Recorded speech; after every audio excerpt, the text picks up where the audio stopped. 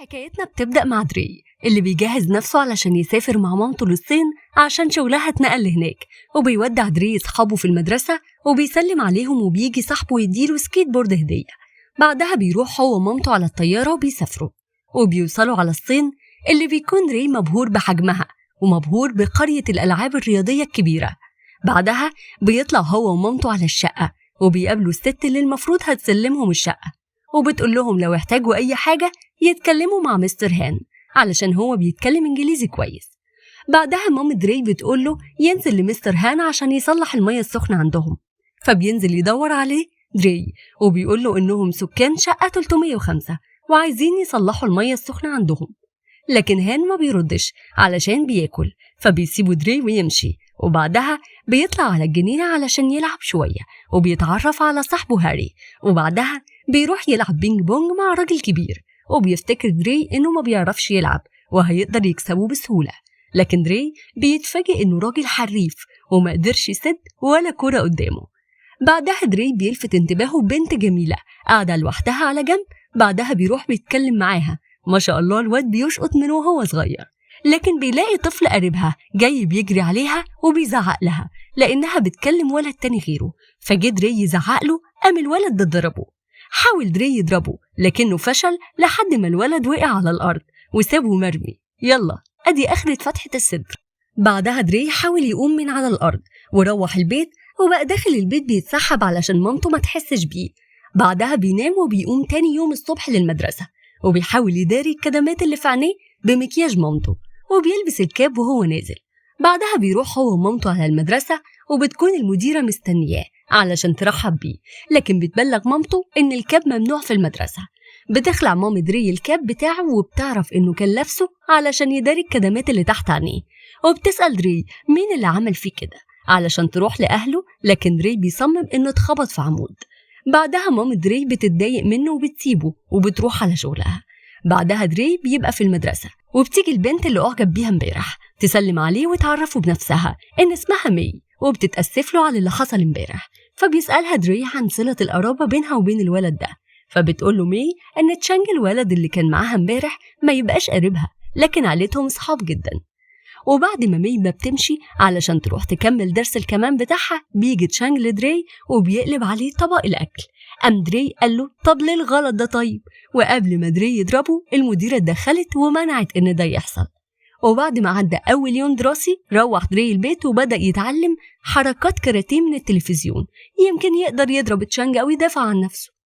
بعدها جه مستر هان عشان يصلح المية السخنة، وبتيجي مامته من شغلها، لكن بتتخانق مع دري علشان رامي الجاكيت على الأرض، وهي قالت له 100 مرة قبل كده ما يرميش الجاكيت ده على الأرض.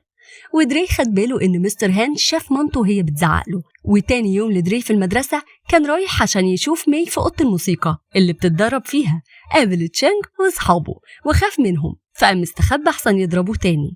الراجل يلا. بعدها راح لمي في أوضة الموسيقى وقال لها إنها بتعزف حلوة قوي، أنت بتتدربي ليه؟ قالت له إنها عايزة تنضم لمعهد بكين للموسيقى.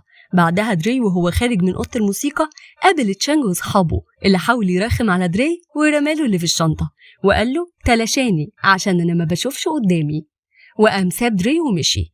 بعدها دري روح البيت ونزل هو ومامته يشتروا شوية حاجات، وأول ما دري شاف مدرسة لتعليم الكونغ فو جري عليها ومامته راحت وراه، ودري كان نفسه يتدرب هناك، لكن أول ما شاف تشانج بيتدرب معاهم ساب المدرسة وخرج يجري، ومامته جريت وراه علشان تعرف ماله لحد ما وصلوا البيت. قال لها دري إنه بيكره المكان ده وعايز يرجع بيتهم القديم تاني، لكن مامته قالت له إنهم ما عندهمش بيت تاني غير هنا، والكلام ده كان سمعه هان برضه. تاني يوم كان في رحلة مدرسية للمدينة المحرمة، راح دري وتشينج فضل يرخم عليه طول الطريق، أبو تقل دم أمه ما بحبوش الواد ده. بعدها الرحلة عدت على خير، ودري وهو مروح قرر ينتقم من تشانج وأصحابه، قام رمى عليهم زيت. أيوة بقى يا ابني، أي حاجة غير إنك تتضرب. بعدها قام تشانج وأصحابه جري وراه لحد ما وصل دري ورا بيته، وللأسف تشانج وأصحابه لحقوه وقعدوا يضربوا فيه لحد ما وقع دري على الأرض. وقبل ما تشانج يديله القضية هان اتدخل ومسك إيد تشانج وطلب منه إنه يمشي ويسيب دري، لكن تشانج وصل بيه الحال إنه يضرب هان، وهان سد ضربة إيديه بس، وكان هان بيسد ضربات تشانج وأصحابه وبيرد ضرباتهم لبعض مش أكتر. بعدها هان خد دري وعالجه بالكاسات العلاجية اللي عنده. بعدها دري قال له إنه مش حاسس بأي وجع في جسمه وإن الكاسات دي حلوة. هي عبارة عن إيه؟ وقال له إزاي خلى أصحاب تشانج يضربوا بعض، ولو ينفع يعلمه هو كمان الحركات دي علشان يقدر يضرب تشانج. فبيقول له هان إن الكونغ فو فن للمعرفة والدفاع. فدري قال له إن المعلم في مدرسة الكونغ فو بتاعتهم بيقول لهم إن مفيش حاجة اسمها رحمة للخصم. فهان بينصحه إنه يروح يتكلم مع المعلم بتاعه. فبيقول له دري إنه يروح معاه علشان خايف تشانج وأصحابه يضربوه تالت أو رابع أو خامس، وهو يا عيني ملطش. فبيروح هان ودري لمدرسة الكونغ فو، وبيلاقي هان المعلم بيضرب ولد علشان خاطر مرضيش يضرب زميله تاني بعد ما هزمه، وبيقول لهم إنهم ما يرحموش الخصم من الألم والعذاب حتى لو كان واقع على الأرض. فهان بيروح للولاد اللي ضربوا دري وبيطلب منهم إنهم ما يتعرضوش ليه تاني، لكن المدرب بيطلب إنه يحصل بينهم جولة في الكونغ فو. فبيرفض هان علشان 6 على 1 كتير. فالمدرب بيقول خلاص يبقى دري قصاد تشانج، لكن هان برضه بيرفض وبيقوله إنه مش جاي علشان كده. المدرب بيصمم إنهم يلعبوا علشان دري ضرب زمايله الأول وكمان هان مدرسته. فهان بيرفض برضه وبيقوله إنهم ممكن يلعبوا قصاد بعض بس في مباراة الكونغ فو المفتوحة. فبيوافق المدرب وبيطلب من طلابه إنهم ما يتعرضوش لدري لحد ميعاد المباراة، لكن لو دري ما جاش المباراة يبقى ما يرحموش. فبيخرج هان من المدرسة وبيرجع تاني لدري وبيقول له عندي ليك خبرين، واحد حلو والتاني وحش. الحلو إن تشانج مش هيتعرض ليك تاني، والوحش إنه هيقابل تشانج وأصحابه في مباراة الكونغ فو المفتوحة. وبيقول له هان إنه هيبدأ يدربه على الكونغ فو الصح عشان يبقى جاهز للمباراة. فبيجي تاني يوم وبيدخل دري على هان علشان يدربه، وبيقلع دري الجاكيت وبيرميه على الأرض كالعادة، وبيعمل شوية حركات قدام هان وبيعرفه إنه عنده شوية معلومات عن الكونغ فو. لكن هان مش بيديله اهتمام وبيطلب منه يروح يجيب الجاكيت بتاعه من على الأرض ويلبسه. فبيعمل دري كده وبيقول له هان يخلع الجاكيت ويلبسه تاني، ويفضل هان يقول لدري يعمل كده طول اليوم، وبعدها بيخليه يروح البيت. فبيروح دري البيت وبيعلق الجاكيت بتاعه، وبتتفاجئ مامته إنه لأول مرة في التاريخ يعلق الجاكيت لوحده. وبيبقى دري متضايق إنه ما تعلمش حاجة النهاردة في الكونغ فو.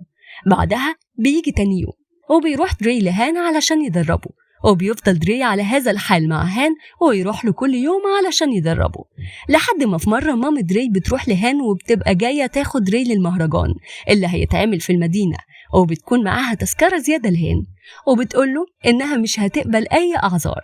فبيروح دري ومامته وهان للمهرجان، وبيقابل مي هناك وبيطلب منها إنها تيجي تحضر مباراة الكونغ فو معاه، وبيوعدها إنه هيحضر تجربة الأداء الموسيقي بتاعها، وبيتفقوا مع بعض على كده. تاني يوم بيروح دري لهان في المكان اللي بيصلح فيه عربيته، وبيدخل من غير استئذان.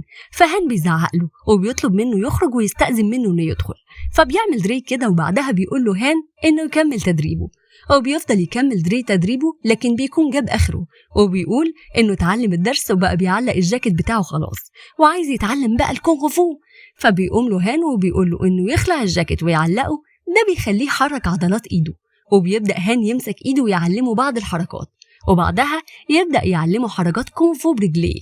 بعدها هان بيرمي الجاكيت على الأرض وبيطلب منه هان ينزل يجيبه. بعدها هان بيديله ضربة برجله، لكن دري بيقدر يتفادى الضربة، وبيكون هان كل ده بيعلمه حركات أساسية من غير ما يعرف، وإن الكونغ فو موجود في حركاتنا كل يوم لكن اللي بيعرف يستغلها صح. بعدها هان بياخده للمكان اللي كان بيدربه والده فيه، وبيقول له هان إنهم هيطلعوا قمة الجبل علشان دري يشرب من بير التنين وحش السنين.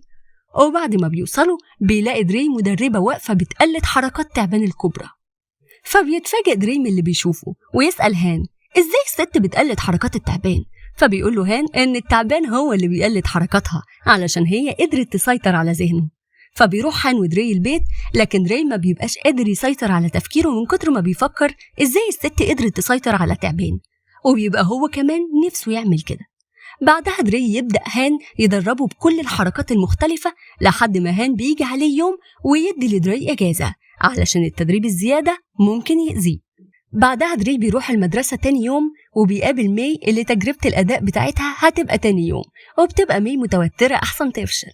فبيقول لها دري ما تخافيش وتاخد النهاردة أجازة علشان تقدر تركز، لأن ساعات التدريب الزيادة ممكن تأذيها زي ما هان قال له. بعدها دري ومي بيمشوا من المدرسة وبيقضوا اليوم سوا وهم مبسوطين، لحد ما مي باباها بيكلمها ويقول لها إن تجربة الأداء اتقدمت وبقت كمان تلت ساعة، وإنه هيعدي عليها في المكان اللي هي فيه ويروح المدرسة.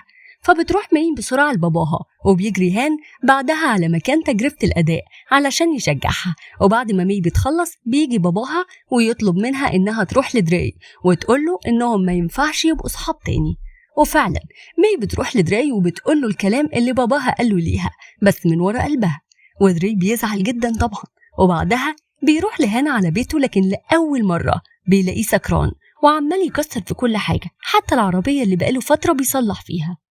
وبيحاول دري يهديه لحد ما بيلاقي ورقة جورنال على العربية مكتوب فيها عن حادثة عربية الأم وطفل ماتوا فيها. فبيفهم دري إن دول عيلة هان اللي ماتوا ودي العربية اللي عملوا بيها الحادثة، وكل الفترة دي كان بيحاول يصلحها. فبيدخلوا هان العربية وبيحكي له اللي حصل، وبيقول له إن في نفس اليوم ده من كام سنة كان سايق العربية والجو كان بيمطر جامد، واتخانق هو ومراته جوه العربية خناقة شديدة لدرجة إنه من كتر العصبية فقد التحكم بالعربية والعربية عملت حادثة وفقد أهله. بعدها دري بيخرج من العربية ويروح يجيب العصاية بتاعت الكونغ فو اللي بيتدرب بيها، مش عارفة ليه. تاني يوم بيروح دري وهان سور الصين العظيم وبيكمل معاه هان هناك تدريبه واللي بيكون اتحسن جدا عن الأول. بعدها بيروح دري للمدرسة وبيلاقي مي دايما بتتجنب إنها تتكلم معاه أو حتى تشوفه، لدرجة إن باباها بيجي ياخدها من المدرسة علشان متقابلوش من وراه. بعدها دري وهان بيروحوا لصالة الألعاب اللي هتتم فيها المباراة، وبيقول له هان إنه مش مهم الخسارة أو الفوز، المهم إنه ينال احترام الجمهور، وبعدها محدش هيقدر يضايقه. بعدها بيديله هان بدلة اللعب هدية وبيحضنه دري وبيقوله إنه أعز صديق لي، وبيطلب منه دري إنه يساعده في الخطاب اللي عايز يكتبه لبابا مي علشان يخليها تحضر المباراة بتاعته. وبعدها هان بيساعده في الخطاب وبيروح دري لبابا مي وفعلا قدر يقنعه إنه يخلي مي تحضر المباراة. وبيجي ميعاد المباراة وبيدخل دري ومعاه هان لساحة اللعب، وبيبقى هان مش عارف قوانين المباراة، وبيقول له هان إنه لو سجل نقطتين هيكسب، والمهم إنه يضرب الخصم مرتين. وبيبدأ دري المباراة لكن بيخرج بره الحلبة أول ما بيشوف الخصم، وبيقول له الحكم إنه لو خرج تاني بره الحلبة هيخسر نقطة. فبيدخل دري تاني للحلبة وبيقدر إنه يكسب أول مباراة، وبعدها بيدخل تشانج مباراة مع لاعب تاني هو كمان، وبيبان من لعبه إنه بيتعمد يأذي الخصم في أول المباراة علشان يقدر يتغلب عليه زي ما المعلم ليه بتاعه بيقوله. وبنرجع تاني لدري اللي بيبقى قدر إنه يوصل لربع النهائي وبيواجه لاعب من فريق المدرب ليه وبيقدر يفوز عليه ويوصل للنص النهائي. بعدها بيخرج دري لهان بره الحلبة وبيقول له هان إنه عشان يفوز في النص النهائي لازم يجيب 3 نقط، وبتبدأ مباراة النص النهائي بتشانج اللي بيقدر يفوز على الخصم وينتقل للنهائي. بعدها بيبقى الدور على دري اللي الخصم بتاعه يبقى من اللي بيدربهم ليه، وبيطلب ليه من الطالب بتاعه إنه يكسر رجل دري علشان يدمره خالص، مش بس يهزمه، الله يخرب بيتك يا ليه. وبعدها بيقدر الولد إنه يكسر رجل دري فعلا، وبعدها بيتم استبعاد الولد ده نهائيا من المباراة.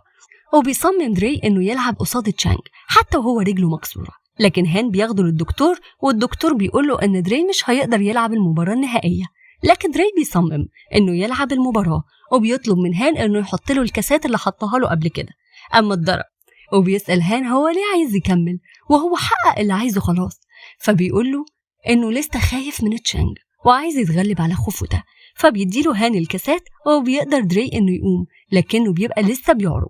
وبيدخل المباراة ويضحك عليه المدرب ليه ويتريق عليه، فتبدأ المباراة بين دري وتشانج، وبيحاول دري على قد ما يقدر يتفادى ضربات تشانج في البداية، لكن تشانج بيقدر يوجه له ضربة بتوقعه بره الحلبة وبياخد تشانج أول نقطة، لكن دري بيقدر يطلع تاني على الحلبة وبيوجه بعض الضربات المتتالية لتشانج وبياخد دري أول نقطة زيه، وبيقدر دري إنه يضربه تاني وبياخد نقطة كمان على تشانج، وبيبقى كده دري متفوق على تشانج بنقطة. بعدها بينده ليه لتشانج وبيقوله إنه يكسر رجل دري نهائيا عشان ما يقدرش يقوم تاني. وفعلا بتبدأ المباراة وبيركز تشانج على رجل دري أول ما المباراة تبدأ، وبيبدأ دري إنه يتألم من رجله جامد وبياخد تشانج نقطة تانية، وبكده يبقى فاضل فرق نقطة واحدة وواحد منهم هو اللي يفوز. وأول ما بتبدأ آخر جولة بيقوم دري يقف على رجله تاني، وبيستغرب ليه إن لسه دري قادر يقف على رجله. وبيقوم دري يقف على رجله وبيركز في عيون تشانج عشان يقدر يسيطر عليه زي ما الست كانت بتعمل مع الكوبرا. وبالفعل قدر دري إنه يسيطر عليه ووجه ضربة لتشانج قدر إنه ياخد بيها النقطة الثالثة ويفوز على تشانج.